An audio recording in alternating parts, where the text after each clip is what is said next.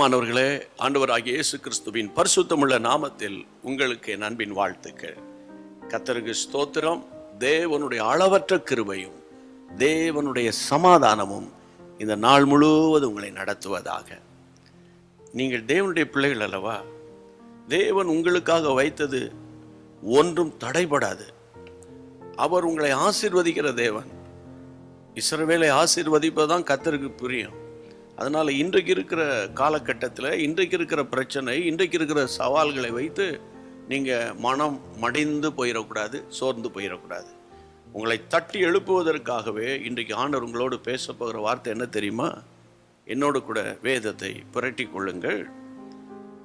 அப்போஸ்தலர் 12ஆம் அதிகாரம் 5ஆம் வசனம். அப்படியே பேதுரு சிறையிலே காக்கப்பட்டிருக்கையில் சபையார் அவனுக்காக தேவனை நோக்கி ஊக்கத்தோட ஜெபம் பண்ணினார்கள். இந்த 12ஆம் அதிகாரத்தில் ஏரோது என்ற பயங்கரமான கொலைவெறி பிடித்த ராஜா சபையை துன்பப்படுத்தி கொண்டிருந்தான். யாக்கோபை பிடித்தான், சிறையில் அடைத்தான், கொலை செய்தான். யாக்கோபின் ஊழியம் வேதனையோடு முடிந்து விட்டது. அதே போல பேதுருவை பிடித்தான், சிறையில் அடைத்தான், கொல்லுவதற்கு நேரத்தையும் நாளையும் பார்த்து கொண்டிருந்தான். சபையார் சுதாரித்து கொண்டார்கள். ஐயோ, யாக்கோபை மிஸ் பண்ணிட்டோம், பேதுருவை மிஸ் பண்ணிடக்கூடாது. அப்படின்னா என்ன செய்யணும்? நம்ம ஜெபிக்கணும். ஏற்கனவே நம்ம ஜெபம் பண்ணிட்டு இருக்கிற ஆட்கள் தானே? இல்லை, ஜெபம் பண்ணியிருக்கிறோம், ஆனால் ஊக்கத்தோடு நம்ம இப்போ ஜெபம் பண்ணுவோம். ஊக்கத்தோடு என்ற வார்த்தைக்கு அர்த்தம் என்ன? தொடர்ச்சியாக என்ற வார்த்தைக்கு அர்த்தம் என்ன?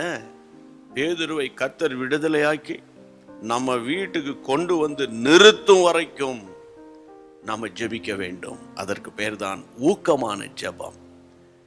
உங்க வாழ்க்கையில் சில கட்டத்தில் ஜெபத்தை விட்டுட்டீங்களோ, அல்லது நீங்க ஜெபம் பண்ணி அற்புதம் நடந்திருக்கும், திரும்ப அங்க ஒரு பிரச்சனை வந்திருக்கும். என்னடா ஆண்டவரே, இந்த பிரச்சனை வந்துட்டப்பா, நான் என்னப்பா செய்ய போறேன்னு தடுமாறிக்கிட்டு இருக்கீங்களா? ஊக்கமான ஜெபம் எப்பவுமே பலத்த ஆசீர்வாதத்தை கொண்டு வரும். ஊக்கமான ஜெபம் என்றால் என்ன?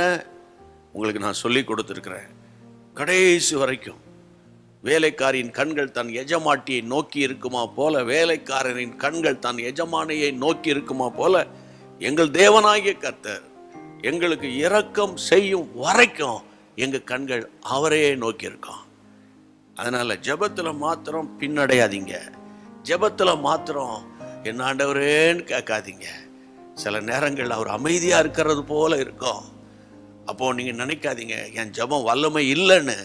அவர் அமைதியா இருக்கிறார் என்றால் ஆச்சரியமான காரியத்தை உங்களுக்கு செய்ய அவர் உருவாக்கி கொண்டிருக்கிறார் என்றுதான் அர்த்தம். விசுவாசிக்கிறீங்களா?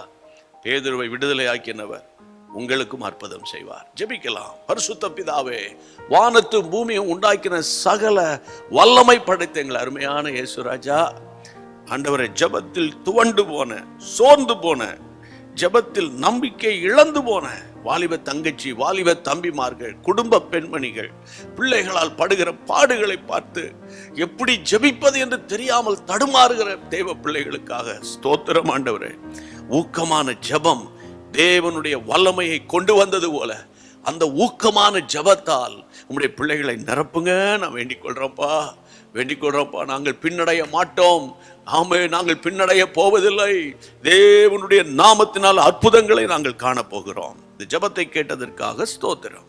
இயேசுவின் நாமத்தில் பிதாவே, ஆமென். Price God. தேவன் கொடுத்த தீர்க்க தரிசன வார்த்தை பிடித்து கொண்டீங்க. கர்த்தருக்குள்ளே பலசாலிகளாக இருங்க. ஆச்சரியமாய் ஆவியானவர் இன்றைக்கு உங்களை நடத்த போகிறார் பாருங்க. ஆண்டவருக்கு தோத்திரம். மீண்டும் நம்ம ஒருவரை சந்திக்கும் வரைக்கும் தேவ கிருபை இருக்கட்டும். தேவனுடைய பிள்ளைகளே, உங்களை போல மற்றவர்கள் ஆசீர்வதிக்கப்பட இந்த செய்தியை ஷேர் பண்ண மறந்துடாதீங்க.